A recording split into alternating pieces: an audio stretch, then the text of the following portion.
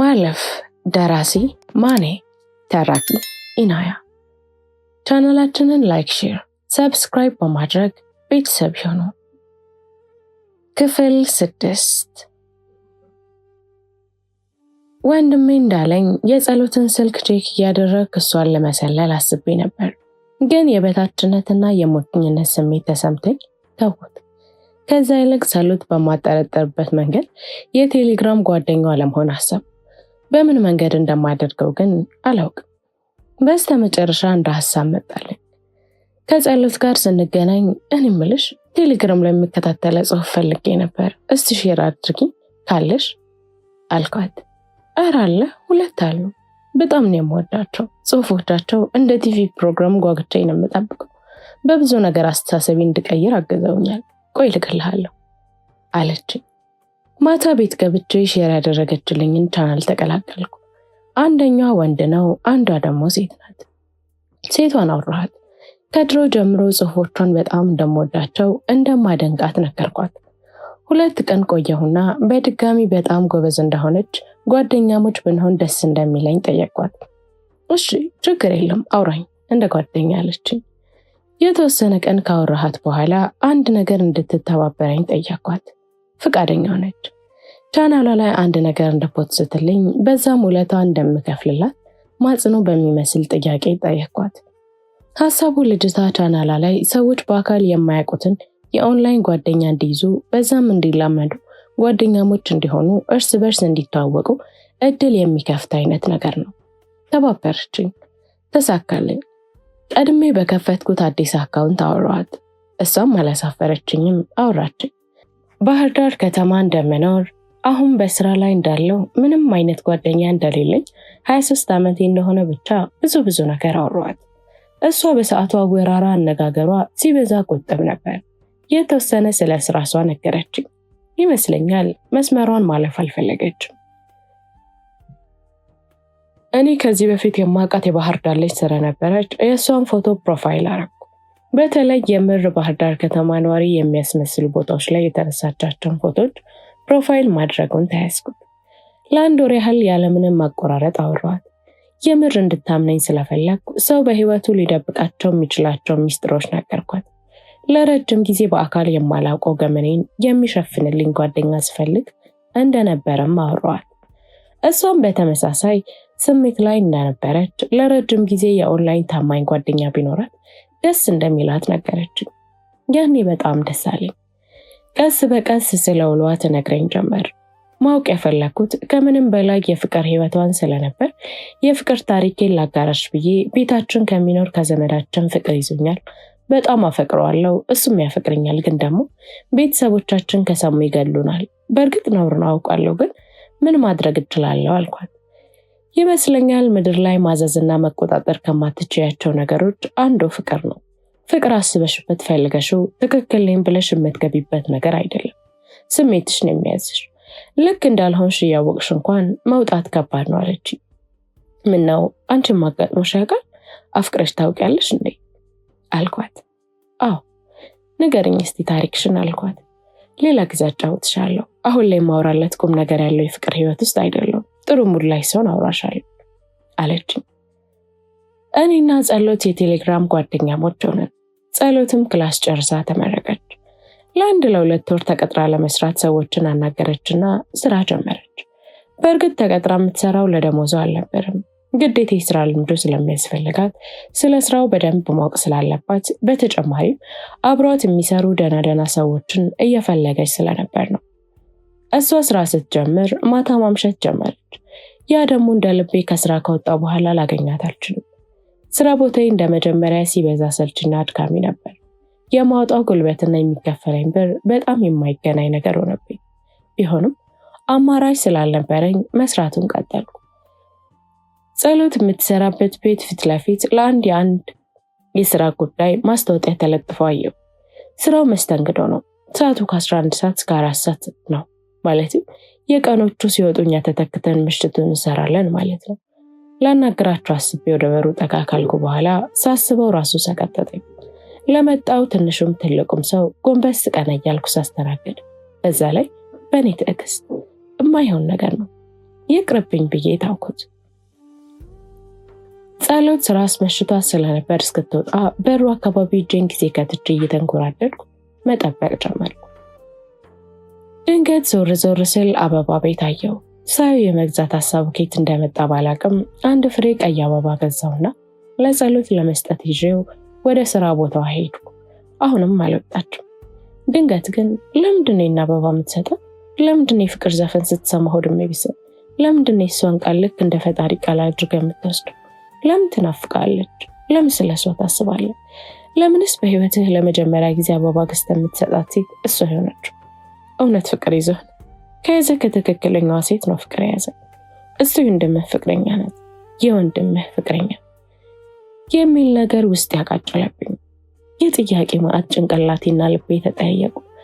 ድንገት አዎ ለምንድን ይሄን አበባ ያዝኩት ያመኛል እንዴ ብዬ ዞሬ እንኳን ሳልመለከት ቀጥታ በፍጥነት እየተራመድኩ ወደ ቤታችን ሄድኩ። ሰፈራችን ያለ ትቦ ጋር ስደርስ አበባውን በእጄ ስብርብር አድርጌ ትቦ ውስጥ ከትቼ ወደ ቤት ገባሁ። ጸሎት የት ሄድክ? እየታመሸህ ለምን ሳትመጣ ቀረህ ብላ ትደውልኛለች ብዬ ብጠብቅም ሳትደውልልኝ ቀረች። አላስቻለኝም፣ ደወልኩ። ምነው ዘግተሽኝ አመሸሽ አልኳት። ጭራሽ እኔ ነኝ የዘጋው? እኔ ስራ ቦታዬ ጋር እንደመጣህ ሳይ ቶሎ ጨርሼ ለመውጣት እንዴት እንደተጣደፍኩ እንደነበር ጨርሼ ልብሴን እያስተካከልኩ አበባ ይዘህ ስትሄድ አየሁ። እኔ ደግሞ ከሚስቶችህ አንዷን ልታገኝ ነው ብዬ ዝም አልኩ። ግን ቢያንስ ተደውሎ ይቅርታ አልመጣም ይባላል አይደል? ይህ መሸኛኘቱን ስለለመድኩ ስመለስ መንገዱ ሁላ ረዘመብኝ አለች። እሷ ሚስቶች አለች እንጂ እውነታን ህይወት ውስጥ የነበሩ ሴቶች አንድ በአንድ በምን ያህል ፍጥነት እንዳስወገድኳቸው ብታውቅ ትደመም ነበር። ቃል የምትባለው ፍቅረኛ ነበረች፣ ትንሽ ያስቸገረችኝ። እሷም ተስፋ ወደ መቅረጡ ጫፍ ላይ ደርሳለች። ከምንም በላይ ጥያቄ የፈጠረብኝ ነገር ጸሎት በሰዓቱ ያንን አበባ የገዛሁላት ለእሷ እንደሆነ ብታውቅ ምን ትል ይሆን? የምር የወንድሜን ሚስት ለእኔ እንደተመኘዋት ባያውቁ እሷ ለሱ ከከፈለችለት መስዋዕት እጥፉን ልከፍልላት እንደተዘጋጀው ሰዎች ቢሰሙ ምናልባት ይህ ክፉ ይህ ባለጌ ብቻ ብዙ ይሉኛል። እኔም ቢሆን ሌላ ሰው ቢሆን እንደዚህ ያደረገው ከመፍረድ ወደ ኋላ አልልም። ግን ቦታው ላይ የተገኘሁት እኔ ስለሆንኩ ራሴ ላይ መፍረድ አልቻልኩም። ለምን ከተባለ እኔ አላውቅም። ፍቅር እንዲህ እንደሆነ የሆነውን ሰው ፈልገው ነው ተመችተው ነው እንደምናፈቅረው እንጂ እኔም ማለቁ አንዳች ስሜት ወደ እሷ እንዳድሮ ልቤን ከነፍሷ ጋር እንደሚያጣብቀው እኔ አላውቅም። አፍቅሮ መፈቀር ምን እንደሆነ አይገባኝም። ሰዎች ሲወዱ እስከምን ድረስ መስዋዕትነት ለመክፈል እንደሚዘጋጁ አላውቅም። በቃ አላውቅም። መች እንዳፈቀርኳት እንጃ። እንዴት ምን ስትል አሰብካት እንጃ። እስከምን ድረስ ነው የምታፈቅራት? እስከ ሞት። በቃ ከዚህ ዘለለ ማውቀው ነገር የለም። ለምን እንደሆነ ባላውቅም ወንድሜን በአካል የማየት ጉጉቴ ጨመረ። ውስጥ የእውነት እሱ ከኔ የበለጠ ቆንጆ እውነታማ ላይ ነው እንጃ። ብቻ የማውቀው ወንድሜ እንደማላውቀው ሆኖብኝ ከነጸሎት ጋር ወንድሜን ለመጠየቅ ዘዋ ሄድኩ። እዛ ስደርስ የወንድሜን አይን ለማየት አፈርኩ። በሆነ አንግል ደግሞ ውስጤ ደስ የማይል ስሜት ተሰማኝ። ጸሎት እንዴት በስስት እንደምታየው እሱም ለማየት እንዴት እንደሚሳሳላት ለደቂቃም ቢሆን ከሷ ላይ አይኑን መንቀል አይፈልግም። ይህ ለሳምንት ያህል አይቻት ፊቷን ልጠግበው አይነት አስተያየት ነው የሚመለከታት። እኔ ደግሞ እሱን ሳይ ውስጤ ተረበሸ። የገዛችለትን መጽሐፍ ሰጠችው። እነዚህን አንብብ፣ ቀጣይ ስመጣት ስለ መጽሐፉ በደንብ ነው የምጠይቅ፣ ካላነበብከው ከኔ ጋር ጸብ ነው አለችው። እሺ አላት። የመጽሐፉን ርዕስ ሸምድጄ ያዝኩት። እኔም መጽሐፉን ገዝቼ አንብቤ እሷ እንደምትፈልገው አይነት ሰው ለመሆን እየተጋጋጥኩ ነበር። ወንድሜን ጠይቀን ወደ አዲስ አበባ ተመለስን። እናቴ ከኛ ቀድማ የምትጠይቀው ሰው አለ ብላን ወረደ። እኔና ጸሎትም አደባባይ ወርደን እሷም ወደ ሰፈሯ እኔም ወደ ሰፈሬ ታክሲ ለመያዝ ልንሻገር ታክሲ እየጠበቀን አደባባዩን የሚዞሩ ሙሽሮች ተመለከተ። ጸሎት ፈገግ እያለች ውይ እኔ እኮ ሙሽራ እንዴት እንደምወድ ቆይ ይዞሩት ብለን ጥጋችንን ይዘን ሁለታችንም በፈገግታ ቆመን መመልከት ጀመርን። ሙሽሮቹ ሶስት አደባባዩን ከዞሩ በኋላ ሄዱ። እነሱ ሲሄዱ እኔ በቃ እንሻገር ብዬ ወደ ጸሎት ዞር ስል ጸሎት ክብ ብላ ቆማለች። ምን ሆንሽ አልኳት። ምንም ትንሽ ድካሙ ነው መሰለኝ እንሂድ አለችኝና ወደ የቤታችን ሄድን። ያቺ ፊቷ ላይ ያየኋት ስሜት ተጋባችብኝ። ቶሎ ቤት ገብቼ በፌክ አካውንቴ ማውራት ጀመርኩ። ነገሩን በግልጽ እንደማትነግረኝ ስለገባኝ ዛሬ በጣም ከፍቶኛል። ያ ዘመዴን ያልኩሽ ፍቅረኛ ከሌላ ሴት ጋር ሲሳሳማይ እናም በጣም ከፋኝ። እስካሁንም ላውራሽ ኦንላይን እስክትገቢ እየጠበቅኩ ነበር አልኳት። እንድታምነኝ ፕሮፋይሌን ጥቁር አደረኩ። የምር እንደተሰበረ እንድትከፋ አስመስዬ እናቱ ገበያ የሄደችበትም እናቱ የሞተችበትም እኩል ያዝናል ሲባል ሰምተሽ ታውቂያለሽ አለችኝ። ማለት አንቺ ሲሳሳም ስላየሽው ነው የከፋሽ፣ እኔ ደግሞ መሀል አደባባይ ላይ ሙሽራ ሆኖ አየሁት አለችኝ። ማለት ማን አልኳት።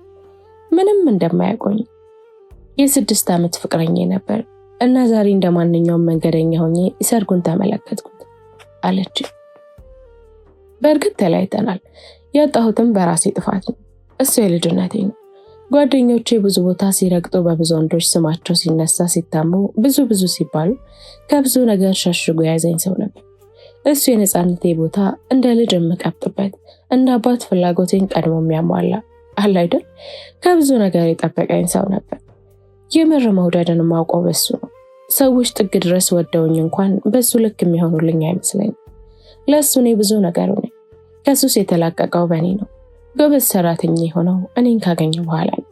በአጠቃላይ እኔ ለሱ በረከቱ ነኝ። ከኔ ጋር ከተዋወቅም በኋላ እኔን ለማሞላቀቅ ካለው ፍላጎት የተነሳ ሳያውቀው ጠንካራ ሰራተኛ ሆኖ አረፈው። መኪና ገዛ፣ የራሱን ስራ ቦታ ከፈተ። ወጣት ስኬታማ እንደሚባሉት አይነት ሰው ሆነ። ከዛ ግን እኔ በድንገት ወደ ህይወቴ አዲስ ሰው አስገባሁና እሱን አይንህን ላፈር አልኩት። ይኸው 7ኛ ዓመታችንን ካከበርን በ3 ወራችን እሱ አገባ፣ ተሞሸረ።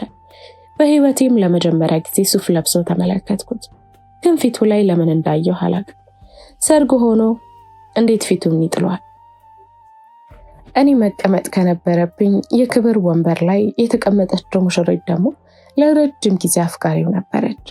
ግን ደግሞ ዙፋኑ የኔ ስለነበር ከነመኖሯን ማስተውላት አያውቅም። አይደል በዙሪያችን አንዣባቢ ነገር ነበረች። አጠገባችን ሆኖ እንኳን መኖሯንም በቅጡ አያስተውልም ነበር።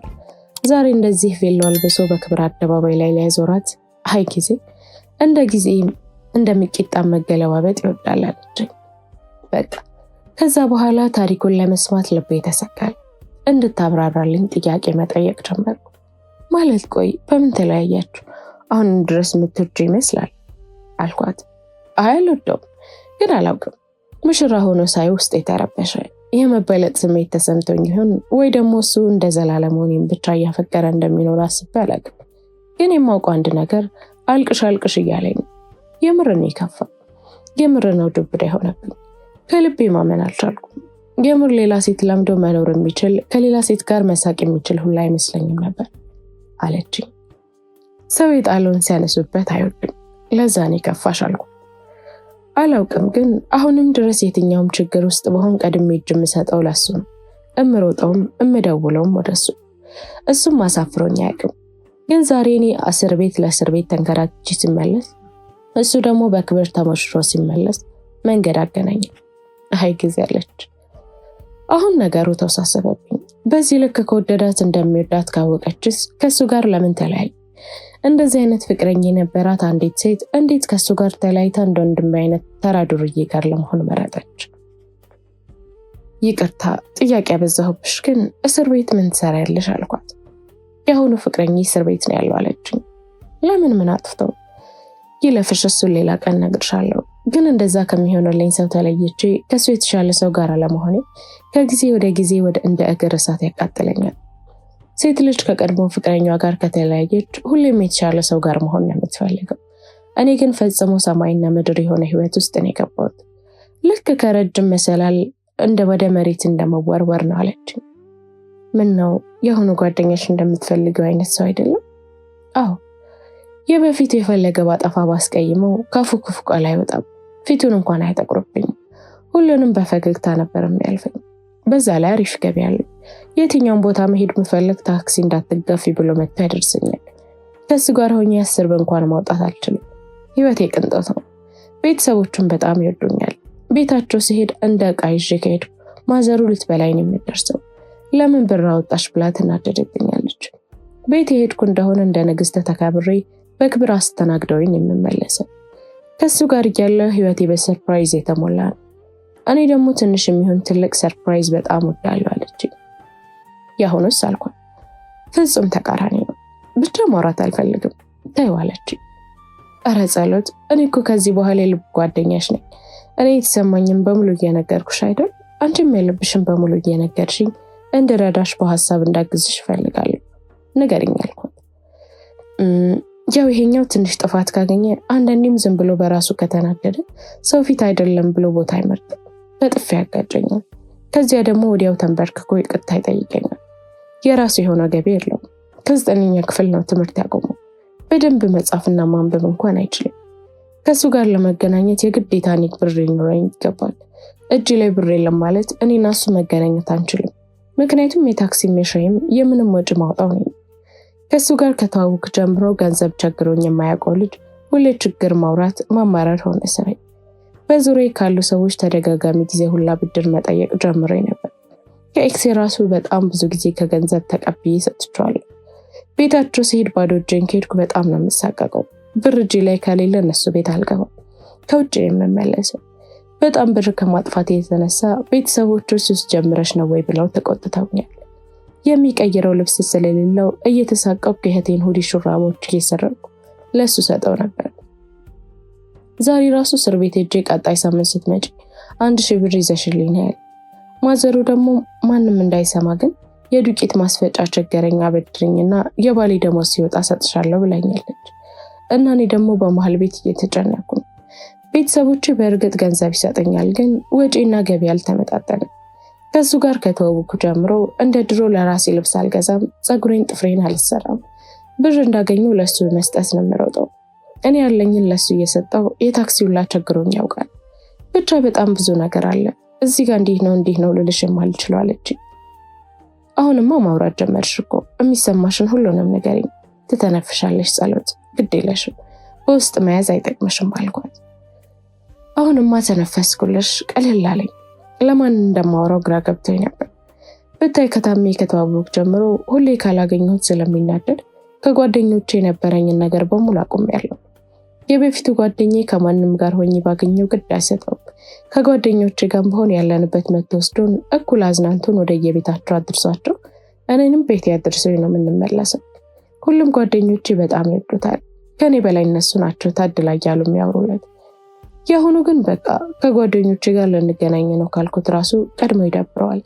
በየቀኑ ጋር ደግሞ ጓደኞች ያሉበት ጋር ይዤው እንዳልሄድ የኔ ጓደኞች ጥሩ ጸባያቸው እንዳለ ሆኖ ግን ደግሞ ሰውን መገምገምን ከማውጣት ይወዳሉ። ለዛ ከነሱ ጋር ይዤው አልሄድም አለችኝ። ታዲያ በዚህ ልክ ልዩነት እያለ በዚህ ልክ ያስከፋሽ ሰው ፊት በክብር ይዘሽ ብላ አትቀርቢ ነገር ከሱ ጋር ለምን ሆንሽ አልኳት። ታሪኩ ረዘም ይላል፣ ግን አጠር አድርጌ ስነግርሽ የበፊቱ ጓደኛዬ ጋር ብዙ ዓመት አብረን ብንቆይም ምንም አይነት የሴክስ ግንኙነት ኖሮን አያውቅም። ከመሳሳም ያለፈ ግንኙነት የለኝም። ግን ከምልሽ ከምታስቢ በላይ እንቀራረባለን።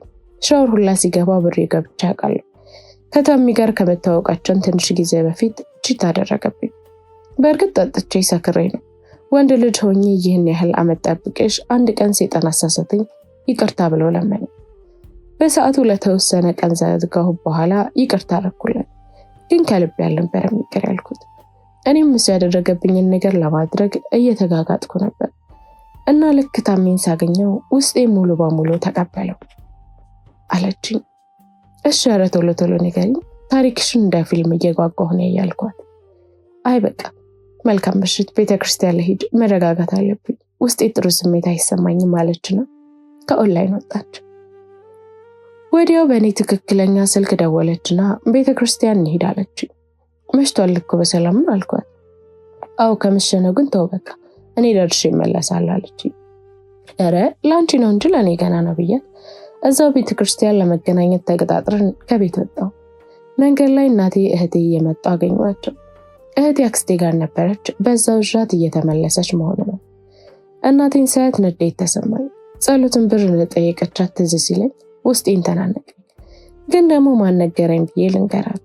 ዝም ብያት አስፋልት ደርሼ መጣሁ ብዬ አልፌያት ሄዱ። ከጸሎት ጋር ቤተክርስቲያን ተገናኘን። ሳያት ትንሽም ነገር ተሰማኝ፣ ግን አስመሰልኩኝና አወራሁ። ፊትሽ ልክ አይደለም፣ ቤት ተጣላሽ እንዴ? አልተጣላም አብርሽ፣ እንጃ ትንሽ ራስ ምታት ነገር አመም ሲያደርገኝ ከቤት ወጣሁ። ትንሽ እንቀመጥና ወደ ቤት ሄዳለሁ፣ ደግሞ ቤት እንዳይቆጡኝ አለችኝ። እሺ ብዬ ካጠገቧ ቁጭ አልኩ። አጠገቧ መቀመጤን እንጂ ልታወራኝ እንዳልፈለገች ስለገባኝ ዝም አልኳት። ትንሽ ተቀምጠን ወደ ቤት ተመልሰን ቻው ስላት አስተቃቀፏ ተለየብኝ። ጭምቅ አደረገችኝ። ቻው በቃ ነገ እንገናኛለን ብለኝ ወደ ቤት ገባች። በነጋታው ጠዋት ላይ ቡና እየጠጣን ከእናቴ ጋር ማውራት ጀመር። ጸሎት እኮ የሆነ ብር ልጠይቃት ፈልጌ ግን ደግሞ ትላንት ወንድሜ ብዙ ብር አብድሪኝ እንዳለች ሰማውና እንዳትጨናነቅ ፈራው አልኳት። እናቴ ትወግ ብላ ምን ወንድምህ ደግሞ ለምን ነው ብር የሚጠይቃት? አንተ ብትሆን የትኛውን ግብጋቢ ጉዳይ ገጥሞ ነው ብር የምታበድረው? እኔ እኮ ሲጨንቀኝ የምጠይቀው ሰባ አበድሪኝ ብዬ ጠይቄያታለሁ። ከየት ታመጣለች? እኔ ጠየኳት፣ ወንድምህ ጠየቃት። ድጋሚ አንተ ስትጨምር አሰብኩ። ምን ነው በዚህ እድሜዋ ምን በወጣት የምትጨነቀው አለችኝ። ከራሷ አንደበት መስማት የፈለግኩትን ስለሰማው ለምን ጠየቅሻት? የፈለገ ቢቸግርሽ ብታጪ ሰካራሙ ባልሽን ከሚጠጣበት ቀንሶ እንዲሰጥሽ አስገድድ እንጂ እሷ ምን በወጣት። ስላንቺ ዱቄት አስቤዛ ምን አገባል? እንዴት ተጠይቂያታለሽ? አታሳዝንሽ? ራሷን ለመቻል የራሷን ስራ ለመጀመር እኮ እየተሯሯጠች ነው። በይሳት እኛ የምታስተዳድርን ቤተሰቦቿ የሆነን ይመስል ለዚህ ጎደለ ለዚህ ስጪ መባባሉ ለምን አስፈለገ? ሌላው ቢቀር በየሳምንቱ ዟይ ስትመላለሱ ትራንስፖርት እንኳን አውጥተሽ አታቂ። ያን ከየት ታመጣለሽ ብለሽ መጠየቅ እኮ አለብሽ አልኳት። እናቴ እያዘነች እኔ እኮ ቢቸግረኝ ነው እንጂ ሳልረዳት ቀርቻ አይደለም፣ ታሳዘነኛለች እኮ እሷን መጠየቅ እንደሌለብኝ አውቃለሁ አለችኝ። በቃ ፋዘርን ዛሬ ማታ ስጠኝ ብለሽ አስገድጂው። እኔ ደግሞ ትላንት ስራ ስላልገባው ነው። ነገ ደሞዜን እቀበልና ትንሽም ብትሆን እሰጥሻለሁ። በቻልሽ አብቃቅተሽ እንደሆነ አድርግ። እሷ ጋር ደሞይና አግኝቻለሁ በቃ ታዩ በያት። እማ በቃ እኔ አሁን ደርሼልሻለሁ። የቻልኩትን ሁሉ ተሯርጬ አግዝሻለሁ። ከዛ ውጭ አንቺም የሰው ፊት አይግረፍሽ፣ እሷንም አታጨናንቂያት አልኳት። እሺ በቃ ልጄ ልክ ነህ ብላ ስልኳን አውጥታ ደወለችላትና ያው ትላንት አበድሪኝ ብዬ አንቺን ስጠይቅ ፈጣሪ ልቤን አይቶ ዛሬ አባታቸው የሥራ ብር አምጥቶ ሰጠኝ። ካጨናነቅኩሽ ይቅርታ አለቻትና አውርታው ስልኩ ተዘጋ። ትንሽ ቀለል አለኝ። ማታ ላይ ከስራ ቦታ ስትወጣ ጠበቅኳትና ወክ እያደረግን ማውራት ጀመርን። አሁን ሱቅ ፈልግልኝ፣ የራሴን ፀጉር ቤት ልክፈት፣ በቃ ተቀጥሮ መስራት ከባድ ነው። በዛ ላይ ወንድምህን ለመጠየቅ በየጊዜው ከስራ ማስፈቀድ ራሱ ሰለችኝ አለችኝ። ምን አይነት ሱቅ ፈለግሽ አልኳት። በቃ ሰፋ ያለ ፈልግልኝ፣ ለየት ያለ እንደሆን ነው የምፈልገው። ሰው ባይሰራበት እንኳን ገና ሲያዩት የሚማርክ ውስጡ ጽድት ያለ በሁሉም ሰው አይን ውስጥ እንዲገባን የምፈልገው አስፋልት ዳር ቢሆን ይመረጣል አለችኝ። ለእሷ እኔ በጣም ደስ አለኝ። ግን ሰራተኛ ያገኘሽ አልኳት። አው ተቀጥሮ መስራቴ ትልቁ ዓላማ አንደኛ ስለ ስራው ትርፍና ጉዳቱ ከስተመር አያያዝ በደንብ ለማጥናት ነው። ሁለተኛውና ትልቁ ግን ጎበዝ የሆነች ጠንካራ ሰራተኛ ለማግኘት ነው። እሱንም አግኝቻለሁ። አሁን የምሰራበት ፀጉር ቤት አብረውኝ ከሚሰሩት ውስጥ አንደኛው በጣም ጎበዝ አቅም ያላት ልጅ ናት። ግን ደግሞ የሚከፈላት ደሞዝ በቂ አይደለም። አለቃውም ትንሽ ስግብግብ ነገር ናት እና እኔ አሁን ፀጉር ቤቴን ስከፍት እሷን ነው ለመቅጠር ያሰብኩት። የሚገባትን ያህል እየከፈልኩ ከኔ ጋር ትሰራለች። እንደ መጀመሪያ ሁለታችን ብቻ እንሆንና ከዛ ልክ ከስተመር መምጣት ሲጀምር ሰው እንጨምራለን አለችኝ። አሪፍ ሐሳብ እንደሆነና ሱቁን በዚህ ሳምንት እንደምፈልግላት ነገርኳት። ካፌ ገብተን ፈጢራ በልተን ሐሳቡን በደንብ እንዳማከረችኝ አመሸንና ወደ ቤቷ ሸኛት። ልንለያይ ስንል ታውቃለህ፣ በሰዓት እንደ ጓደኛ የማወራው ሰው በሚያስፈልገኝ ሰዓት ነው ያገኘው። ሁሌም ሳውራ ስለምታዳምጠኝ ስለምታማክረኝ አመሰግናለሁ። አብርሽ ደህና እደር። በዚህ ቤት ስትገባ አጣን ምናምን ገዛስ ተገባ ብላ ብር ሰጠችኝ። እኔ በፍጹም ሞቼ ይገኛለሁ አልኳት። ጓደኝነታችን እንዲበላሽ ካልፈለግሽ ገንዘብ እንዳሰጭኝ በቃ። አሁን በራሴ እየሰራው ነው፣ ሙያውን እየለመድኩ ነው። በራስ ሰርቶ መጠንከረን እንጂ ከሰው መቀበልን መጠበቅ እንደሌለብኝ ደግሞ ያስተማርሽኝ አንቺ ነሽ። ስለዚህ ያስተማርሽኝን እየኖርኩ ነው አልኳት። ወይ ብላ አቀፈችኝ። ታሚ እንዳንተ ቢሆንልኝ በአንድ ዓመት ሀብታም ሆነን ለመጋባት እቅድ ላይ ነበር። ግን ብቻ ስላንተ ደስ ብሎኛል። የልብህን መሻት ይፈጽምልህ አብርሽ ደህና እደር አለችኝና ደስ እያላት ወደ ቤቷ ገባች። ደስታዋ ተጋብቶብኝ ያቺ ንግግር ለተናገርኩት ትልቅ ጀብድ እንደሰራ ሰው ልበ ሙሉነት እየተሰማኝ ወደ ቤት ገባሁ። በነጋታው ጠዋት ስራ ገባሁና ምሳ ሰዓት እየዞርኩ ሰፈር ላይ ላሉ ደላሎች ሱቅ ፈልጌ ነበር። ሰፋ ያለ አስፋልት ዳር ኪራዩ ቢወደድም ችግር የለውም ለፀጉር ቤት ነው የፈለግኩት እያልኩ ነገርኳቸው። ሁሉም ችግር የለም እያሉ ስልኬን ተቀበሉ። 3 ቀንም ሳይቆይ ከብዙ ሱቅ ፍለጋ በኋላ ጸሎት እንደምትፈልገው አይነት ሱቅ ተገኘላት። ደወልኩላት፣ መጣች። አየችው፣ ወደደችው። በነጋታው ለሙሉ ቤተሰቦቿ ሱቁን አሳየች። ሁሉም ደስ እንዳላቸው ነገረችኝ። ተስማሙ፣ ክራዩን ከፈለች። ከዛ በኋላ ውስጡን ለማሳደስና እሷ በምትፈልገው ዲዛይን ለማሰራት ወደ ስራ ገባች።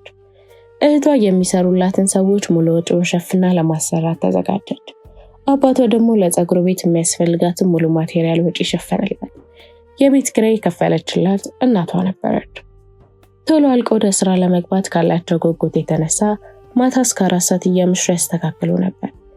የእሷን ሱቅ ለማስተካከል አባቷና እህቷ ስራቸውን ትተው ከሷ ጋር ነበሩ። በዛው አጋጣሚ እኔንም ማስተዋወቀችኝ ከሙሉ ቤተሰቦቿ ጋር። እሱን ያገዘኝ የትምህርት ቤት ጓደኛዬ ነው ነበር እያለች አስተዋወቀችኝ። ሙሉ ቤተሰቡ በምስጋና አጀበኝ።